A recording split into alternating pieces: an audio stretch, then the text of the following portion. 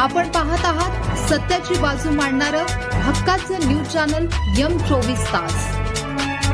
देवर्डे ते मतदानावेळी तांत्रिक अडथळा, अर्धा तास मतदान प्रक्रिया ठप्प।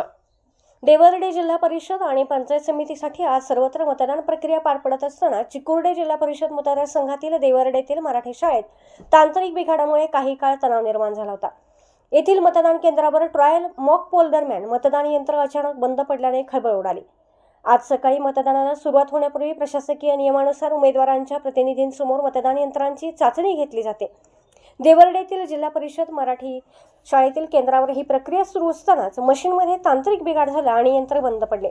यामुळे मतदानाच्या नियोजित वेळेत अडथळा निर्माण होऊन सुमारे अर्धा तास ही प्रक्रिया ठप्प होती। मशीन बंद पडल्याची माहिती मिळताच केंद्रावरील निवडणूक निर्णय अधिकाऱ्यांनी तातडीने वरिष्ठ पातळीवर संपर्क साधला। निवडणूक विभागाने राखीव संचामधून नवीन मतदान यंत्र उपलब्ध करून दिले। बिघडलेले मशीन बदलल्यानंतर पुन्हा एकदा चाचणी घेऊन मतदान प्रक्रिया सुरळीत करण्यात आली। सकाळच्या वेळी मतदानासाठी आलेल्या नागरिकांना या तांत्रिक बिघाडामुळे काही काळ ताटकळत उभे राहावे लागले। मात्र प्रशासनाने वेळेत यंत्र बदलल्याने मतदारांनी सुटकेचा निश्वास सोडला आणि पुन्हा उत्साहाने मतदानासाठी रांगा लावल्या। सध्या देवर्डे परिसरात शांततेत आणि सुरळीतपणे मतदान सुरू आहे। देवर्डे गावच्या शाळेमध्ये मशीन बंद पडलं असताना आम्ही परत अधिकाऱ्यांच्या निरीक्षणात आणून दिलं। त्याने परत पुन्हा टायमिंग आम्ही वाढवून त्याची मागणी। किती वेळ मशीन बंद होतं? 1 तास।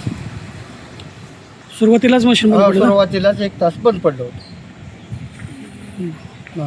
तुम्ही मशीन बदललं का काय केलं? हा, मशीन बदललं आम्ही, बदलायला लावलं। हा, मशीन बदलायला लावलं। मशीन बदलून परत चालू झालं। त्यामुळे मतदार थांबून राहिले का काय? मतदार त्यामुळे थांबून राहिले। तेवढंच टायमिंग आता त्याने आम्ही थोडं वाढवून मागितलं एवढं।